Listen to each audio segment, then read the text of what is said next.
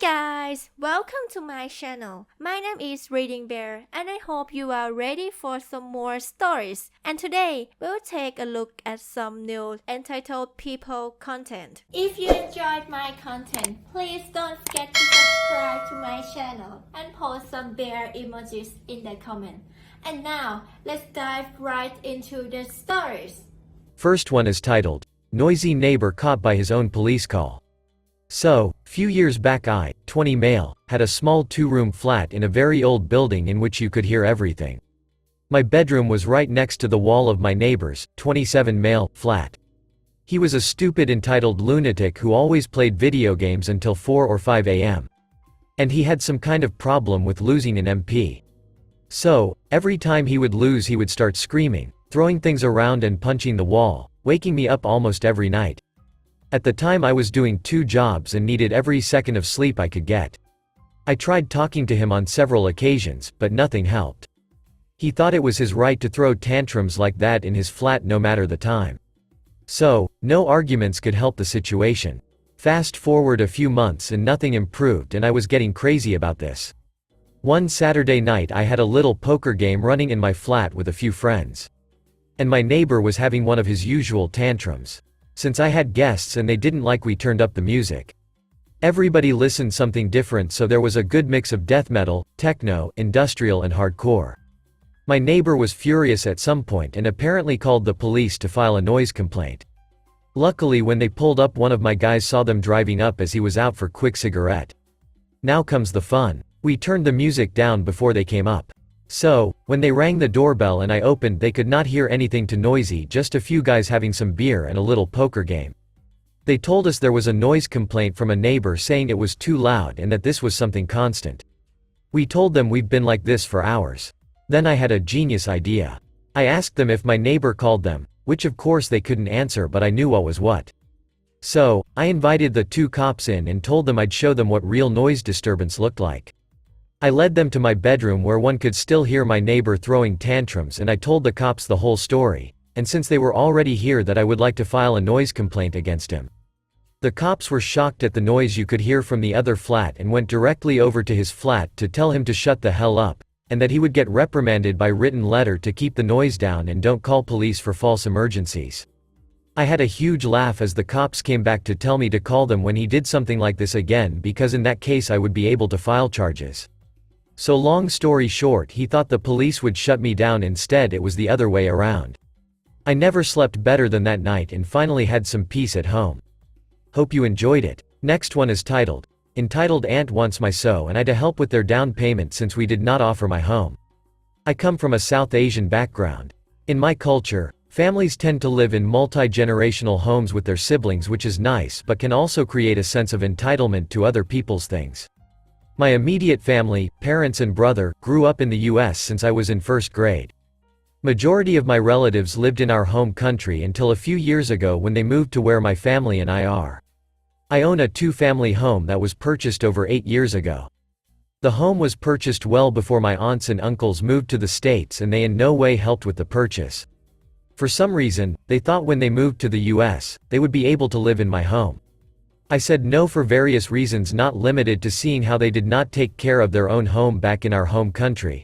No guarantee they would actually pay rent and did not want to mix family with this kind of thing. Currently, one of my aunts and her family are looking to buy a home. They have gotten rejected a couple of times due to low offers, so are now asking relatives to give them cash to increase their offers. Had dinner at my parents' with one of my aunts and some members of her family. At dinner, my aunt asked me if I could help. I told them we cannot. We have a wedding to pay for and our own goal of purchasing a new home in a few years. Aunt responded by saying, "You really don't have any extra money? Doesn't your so have inheritance that she could use to help us out? You didn't let us live in your home and we had to rent out elsewhere, so you should at least help us out here." To that I answered, "Just because we have money saved up, does not mean we want to give you $20,000. The money we have saved up is for our own goals and emergencies. As far as my SO's inheritance, that really isn't your business since it's not really even my business. That's SO's inheritance and not an emergency fund for people to use." For context, the only reason why my aunt knows about my SO's inheritance is because my SO mentioned it to my mom once when talking about her grandparents who the inheritance is from. She never mentioned an amount. My mom must have mentioned it to relatives. Not the best idea for my mom to do. None of them even know the actual amount of the inheritance. Funniest part about all this is that I don't even like these relatives. Only reason why I keep in touch or help out with other things, job applications, help with schooling, taking cousins to the movies, is because my mom asked me to just see them once in a while and because I do care about my cousins who shouldn't be blamed for their parents' shittiness. If they were decent people, we would try to help. However, they are generally selfish and entitled. If we offered a lower amount than requested, they would just act pissy about it. Next one is titled, "You pay the rent, the lease is in your name, but your flat is mine." So, this happened about 8.5 years ago, and I get reminded of it from time to time. I was on the government waiting list for a flat for over 8 years when I got a call asking me to go to a viewing. I went to see the flat. It had a small bedroom, a tiny bathroom and sitting room and a kitchen. It wasn't much, but it had central heating. My old place was one room with high ceilings and no heating. I took 2 seconds to think about it and signed the lease. A week later I got my keys and started moving a few things in. My friend, entitled Witch, who I'd stay with sometimes on the weekend, wanted to come by to see the place before I moved everything in. She lived up the street from me now, so I told her to come and take a look. She walked in and started telling me how I was going to repaint and decorate. What the duck? And it continued on like this. Entitled Witch. So, the bedroom is going to be completely Hello Kitty themed. Me. No, I like the color it is. Entitled Witch. And we'll have Victorian porn wallpaper in the bathroom. Me. No ducking way is that happening. What kind of loony puts wallpaper in a room that's going to be filled with steam daily? Entitled Witch. You'll also need to change your bed covers every Friday by 5 p.m. and you can't use your bed until Sunday night, Monday morning, depending on when we leave. Me. WTF look on my face, huh? What? Did I miss something? Entitled Witch. Well, you know how much I hate my housemate. He's a good friend of mine. Well, my boyfriend and I hate seeing him, so we're going to take your place from Friday until Sunday, and you can sleep at my place on the sofa. We need somewhere nice and private to have sex and without my whole housemate. You've slept on my sofa before, it'll be fine. She gives me a huge grin and followed it with, or we could move in here and pay your rent and you can sleep on my sofa and pay my rent. Hers was not a government flat and she paid at least 10 times more rent for her place. I put up with her ranting about how she was going to properly decorate for a couple of minutes, and she was sure to tell me not to move anything else in until she could inspect it and see if it was on her approval list before it came into the flat. Needless to say, I kicked her out and blocked her number, social media, etc. She spent a while badmouthing me, but thankfully enough people knew how crazy she was and probably still is. Edit. I just wanted to add, when I stayed here on weekends it was because we were partying. I had my own place across the city. I wasn't homeless. She was an entitled Karen who felt entitled to my life, her housemates' lives and everything we own. We don't know how she got this way, but we noticed it got worse after her breakup 10 years ago. Her current boyfriend seems to have pushed her over the edge and into lake entitlement. Next one is titled, A $10 Lesson for Entitlement. Just to note, this happened during the first lockdown. You could go to a store if wearing a mask, social distancing, and all fitting rooms are closed and locked up. The last part comes into play later. As any parent of a teenager knows, body parts don't stop growing just because there's a pandemic. This goes the same if it's a boy or a girl. Unfortunately, my daughter had outgrown all her bras, seemingly overnight. Knowing full well that with the social distancing and all, the fitting rooms would be closed. I'd have to find a different way to find out what bra size my daughter would need. So, to Google I turn. I search out how to find the right fit with a measuring tape, a pencil and paper. I measure and perform some weird type of trigonometry and geometry to figure out a number and letter that equates to the perfect fit. On to the everything you need under one roof store. We head to the section where ladies' underthings are displayed, conveniently located next to the locked up fitting rooms. Now these fitting rooms are the kind with the doors that have about a 14 gap underneath them. Just enough space for a very thin person to shimmy under to get in. My daughter is a 00 size. She could easily fit, but we are not the type to do this kind of thing. Well, I thought we were. She wanted to pick out her own new bras, so she asked me to go pick out some new running shoes for her. The feet grow even faster than the rest of my daughter. The shoe section is just across the way from the section my daughter was in. so I figured she could use a bit of independence so she can do stuff on her own. From this point on, this is what she said happened. As soon as I'm gone, my daughter has selected a couple of items she likes when she is approached by a very well-dressed woman with her mask under her nose, you know the type. She has a few outfits in her arms and obviously was wanting to try them on. She huffed and puffed like she wanted to blow the place down and then noticed my kid. Do you know where the employee that works the fitting rooms went to? She asks. I don't think there is one, my daughter replies. There's a sign on the doors that explains why the fitting rooms are locked up. She points to the sign explaining about the safety of everyone as a priority and the fitting rooms will not be in use. The woman huffs after only reading halfway through and sags in defeat. My daughter goes to the next aisle to see what might be there. The woman appears in that aisle a few minutes later, sizing my daughter up. I suppose her brain finally thought up an idea. Sweetie, she calls sweetly like you would speak to a small kid. Do you think you could crawl under that door and unlock it for me? I really need to try these on.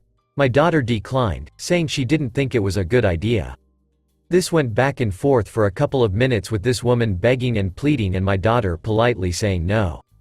That is, she was saying no until the woman offered her a $10 bill if she would just crawl under the door and unlock it.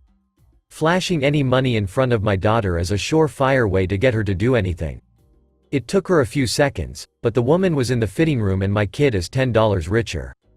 Another thing to note is that these kinds of fitting rooms automatically lock when they are shut all the way closed. They can be opened from the inside but not from the outside. It took a few minutes of my daughter shopping for bras, and finding 7 she liked, for her conscience to get the better of her. She headed to the shoe department and explained everything. I was disappointed in her and said we need to find a manager and explain this right now. Now we go back to my point of view. Apparently as we were looking for a manager, this woman realized the items she selected were the wrong size. She left her purse and clothes in the fitting room as she darted off in nothing but a bra and panties to grab the right size. She got back to realize the door had locked and she was standing there, trying to open the locked door, in nothing but her underwear. I don't know why she didn't try to squeeze under the door or just throw one of the shirts and skirts she was holding onto on really quick, just to save face, but she didn't. No. Instead she went into a full meltdown, falling to her knees and clutching the doorknob and trying desperately to twist it off. That's where the manager found her as he was walking down the aisle. We were at the front of the store having him paged to come speak with us. Hearing the commotion, the store security was there in a few beats. Noticing where the commotion was coming from, my daughter and I headed to the fitting rooms to see what was going on. The police were called, entitled "Woman's purse and clothes were retrieved," all while she shouted about suing for being humiliated and how her husband is a lawyer and all that jazz. The store manager is clammed through the whole thing and then asks the woman, "How did you get in there in the first place?" The woman huffed indignantly, and my daughter spoke up, confirming she was the one that did it and explained what had happened. The woman was arrested for a number of charges that included vandalism for trying to break the door lock and hauled off, screaming obscenities. My daughter tried to hand the money the woman gave her to the store manager who replied, "You keep it. We will say that she paid it as a stupid tax." He winked and walked off. I took the money from my daughter and said she could earn it back doing things around the house. I didn't want her to think what she did was okay just because other people let her off the hook. Last one is titled, Waffle House Karen Sighting. I witnessed a short interaction over the weekend between a Karen and a cook at Waffle House. To set the stage, Waffle House is a diner chain that is primarily in the southeastern United States. Their main fare is short-order breakfast food and burgers. Since they use so many eggs, they keep a basket of eggs above the cooktop that is frequently emptied and replaced by a basket from the cooler. The encounter. I was waiting for a table to be cleared and noticed a woman that appeared to be waiting for a to-go order that had the typical Karen haircut. She started getting loud about fresh eggs. The cook said he could make her fresh eggs and she said, "No, you had your chance," and walked out. Later on, when it had slowed some, I asked him what her problem was. He had taken the eggs and cracked them into a bowl. This is the way all egg orders start. Apparently, this woman didn't think the eggs above the cooktop were fresh enough and she wanted some from the cooler. On a busy night such as the one when we were there, this past Friday night, those baskets get used up fast and are above the cooktop to speed up the preparation of orders. That wasn't fresh enough for Karen. Thanks for listening.